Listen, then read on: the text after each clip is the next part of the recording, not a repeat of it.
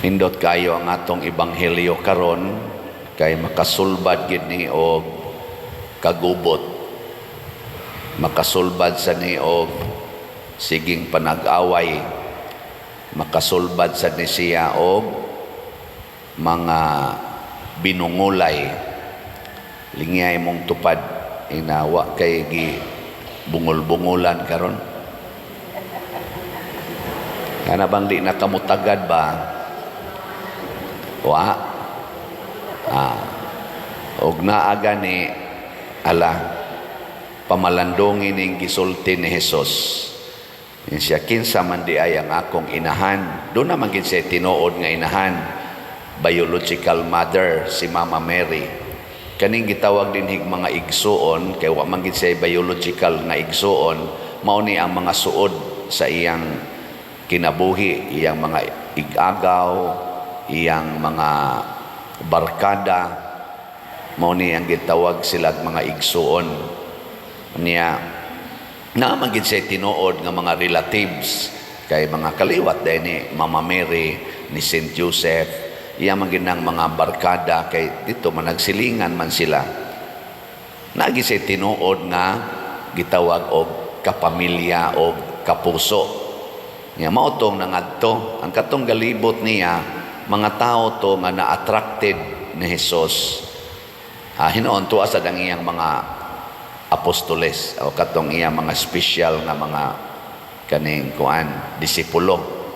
Pero practically katong naminaw niya dili na to niya mga close family members. Pero unsa may gisulti ni Hesus, pag-ingon gyud sa mga tao na ang imong mama o imong mga igsuon gusto makigsulti nimo, unsa may iyang tubag, nilingi siya og mitudlo ngadto sa iyang mga tinun-an katong mga naglibot niya. Siya, kinsa man ang akong inahan og igsuon, ingon din siya, kini sila mao ni ang akong inahan og igsuon. Yan ihatag din siya lungtad. Kay ang nagbuhat sa gisugo sa akong amahan nga atua sa langit, mao ang akong inahan ug mga igsoon. Gilaing lingi sa imong tupad, ing nagusto kang maigsoon ni Kristo? Ina, nagusto ka? Mabita na usahay, maka pamalandong sa tabang, nindot ba ni na naningkamot nga mulambo ang atong pagtuo ni Kristo niya, magsigi taglalis, magsigi tag-away, usahay magsigi pagsinawayay niya, i-post pagyud sa social media niya, pulos kunuhay ta naningkamot nga mulambo ang atong relasyon ni Kristo. Sakto na dili?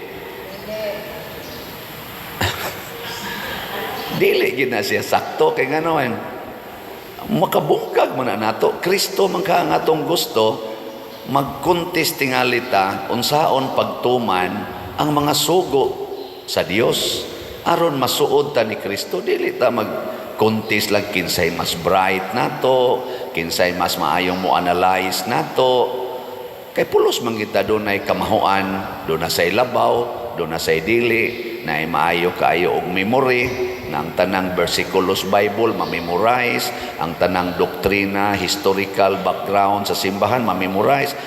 Congratulations, nindot kay na.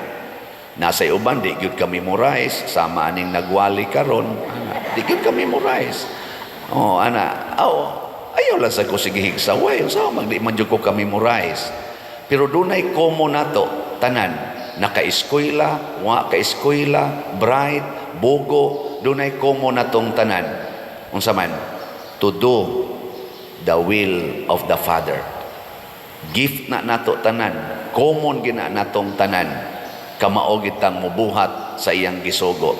Ug unsa may gisugo niya nga number 1, nakaya kay natong buhaton, paghigugmaay kamo. Kinsa dinhi ang dili ka maong mohigugma ta sa kamot?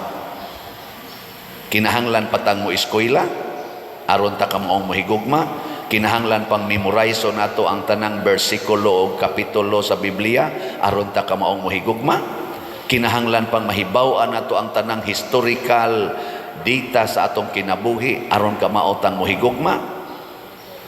Kinahanglan pang mahimo kitang presidentes Pilipinas aron ka maotang mohigugma. Nya tungod kay ikaw BHW lang ka, di ka kamaong mohigugma. Basig mas labaw pa kang nahigugma sa imong isig katao kaysa presidentes Pilipinas o sa mga senador o sa mga congressman. Anha ta diha mag-contest. Lingay mong tupad. Ingna siguroon ako, palabuan tikas akong paghigugma nimo. Ingna. Contest ba ta? Palabuan na itag higugma. Kamong mga banag asawa, ikaw ba na palaboy ng imong asawa sa imong paghigugma niya? Niyang asawa sad maningkamot sa palabuan ko ning iyang gugma nako. Maora gid na contest nga makahatag natog nindot kaayong resulta. Kanang magpalabuan na ita sa pagbuhat sa sugo sa Ginoo labi na gid ng paghigugma. Nya ang tubag nato sa Salmo karon nindot sad kaayo. Unsa man?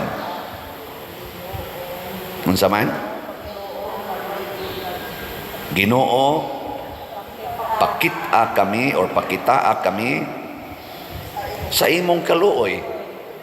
Mag-contest kuno tabi. Kinsay unang makapakitag kaluoy. Sige. Imong bana nangabit. Ingon ni kani. Pakiton giti ka sa akong kaluoy ron. Imo din siyang kaluyan. Pero gahila ka. Gahila ka ba? Gahila ka. Perti masakita. Pero imo gisang gikaluyan. Abi nimo, dong, naluoy jud ko nimo. Nya mingon sad ang bana, agoy, naluoy siya nako nga nakapangabit niya. Gahilak siya. Ako sa ni siyang palabuan sa akong kaluoy. Buwagan ko ning akong kabit. Kasunod adlaw, ingon na sa siya. Day, gahilak siya ba? Day, bisag sakit. Ako yung gibuwagan akong kabit kay naluoy kay kunimong gahilak ka. Maingon sa dang asawa, kaluoy sad sa akong bana in town. Naghilak naman nga nibuwag siyang kabit. Ako tong atoon ang kabit. Ako sa to siyang ingnon, naluoy kay sa akong bana nga naghilak. Pwede ka mo bisita sa amo. Nya mingon din ang bana, nganong imo maning gidahay sa naluoy kay ko nimo dong nga kanang naghilak ka nga wa nakakakita aning imong kabit. Una ako jud siyang gikumbinser nga moanhi dinhi. Unsa man okay na dili? Okay dili? Okay kayo. Okay jud kayo. Wa man sa ka maingon pag kinabitay mo, imo ra man giingon nga gipadalan nako kay unsa man nasakitan magyud ang bana kay mingaw biyakan, mingawon kuno ka ng kabit. Mas mingawon biya ka sa imong kabit kaysa imong asawa o sa imong bana. Tanawa na mga banang mga bit, diba? Magsige na lang nag-text, kaysa may ilang kitiksan, ang kabit.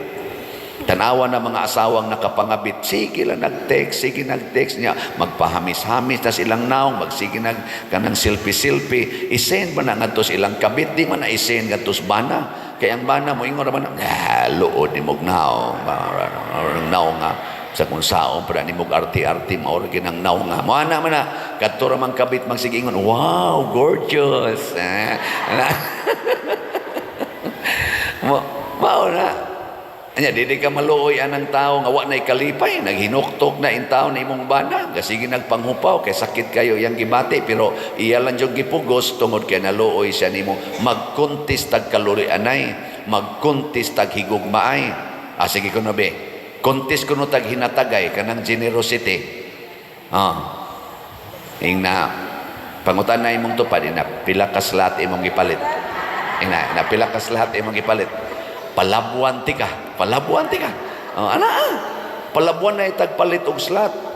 Magsige naman og panaway, sige naman og yaw-yaw.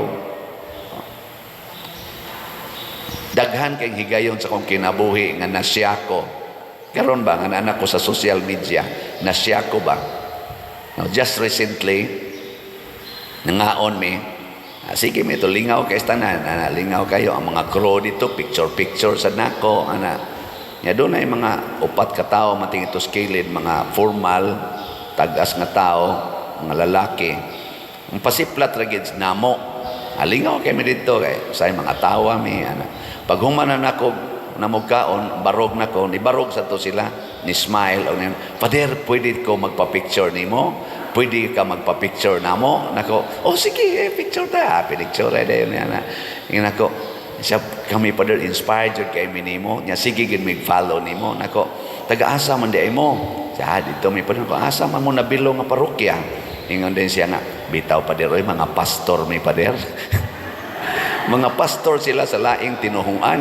Nya gasigig follow nako. Shocking kay istanan, di ba? Nya moingon pag yun, nakapalit na biya misimong slot Pader.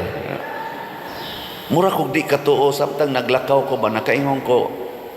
Di man jud ko katuo nga sila ba mga pastors laing tinuhuan ni appreciate nako nga Katoliko man ko nga pare ni palit pag yung slot. Unsa may akong tawag nila? Igsuon o kontra? Igsuon. Nya kay naa man sa ko'y nakit-an nga nagsigig saway nako nga Katoliko gyud kayo. Unsa may akong tawag ana? Igsuon o kontra? Igsuon gyapon. Igsuon nga nakigkontra nako. Ana, kanang magsigig saway nato, wa na mangigsuon. Mao bitang gikoreksyonan ni Hesus nga ang tinuod nga igsuon nako ang nagbuhat sa sugo sa amahan. Nagsugo ding amahan, sawaya ng imong igsuon. Nagsugo ding amahan nga, sigihig highlight ng apan sa imong igsuon, nga pulos man ta dunay apan. Niyang magsigi na lang kitag sinawayay aning atong apan, asa man ta padong. Nga wa man gyud perfect nato. Ikaw no, lingi ay mong tupad. Natanaw ni mo ng imong naong, perfect. Ingna ba? Naong palandaan, naong ba? Perfect. Oy, kadaghag apan na ng naong nimo. Labaw na ning ako. Anya karon, sunod ko no be, pangutan na. Ina kanang imong binuhatan, kanang imong batasan, perfect. Oy, kanang gasigig luhod-luhod din nga perfect yun attendance sa misa, mga animal sada. Naasad na yung pagka-animal. Nga naman, kay kitang tanan pulos tagihimos Ginoo nga matod pa sa siyensya rational animal. Naana natong pagka-animal. Naana nato. Muna hunong nataan ang magsigit tag sinawayay, magkuntis tag kinsay pinaka-bright, magkuntis tag kinsay sakto, magkuntis tag kinsay tinuod, magkuntis tag kinsay labaw. Stop that. Ang gusto ni Kristo magkontista sa pagbuhat sa kabubuton sa amahan, magtinabangay ta ni ana, dili ta magsinawayay aron lang makatuman sa sugo sa amahan. Muna atong iampo ang atong mga government officials. Siging sinawayay, asa man ta padong ani. Iampo sa nato ang mga leaders atong mga nasod. Siging gubat aron ilhon lang yun nga ako'y hawd, asa man tapadong ani. Iampo sa nato ang ato mga leader sa simbahan, apil na sadmi, siging linibakay, siging away, asa man tapadong ani. Iampo sa dang inyong silingan nga mga marites kaayo, siging marites, buwa-buwa yung bakbag marites, asa man tapadong ani. Di ba? Kinsa man ang mahimong igsuon ni Kristo o iyang mga inahan kadto rang nagtuman sa kabubuton sa amahan. Kung ang kabubuton sa amahan nag-ingon, unsay gibuhat nimo sa labing ubos, munay gibuhat nimo nako. Ang labing ubos karon, usas labing ubos ang atong simbahan dinhi nga akong gialagaran. Kay nga naman naatay proyekto nga wa pa nato mahumagbayad pero gigamit na sa kaayuhan sa tanan. Ang kapilinya nahumana, nagamit na, nindot na, pero ang kontraktor nga nagtrabaho ana wa pa matiwasay og bayad. Atong kumbinto nindot na, magamit na, pero wala pa matiwasig bayad ang atong mga contractors. Muhunong bata sa pag-ingong nindot na, dili. Mupadayon ta sa paghatag. Ako, kamo, kontistas pagbuhat ana. Ang tumong, dili pagpailang mas daghan kong kwarta, kung dili pagpaila, gusto kong mahimong tinuod nga igsuon ni Kristo. Din alang ta magkontis anang kinsay labaw natog nahatag. ang atong isintro nga nakikigsuon ko ni Kristo, nagbuhat ko sa kabubuton sa Dios. Manindog ta.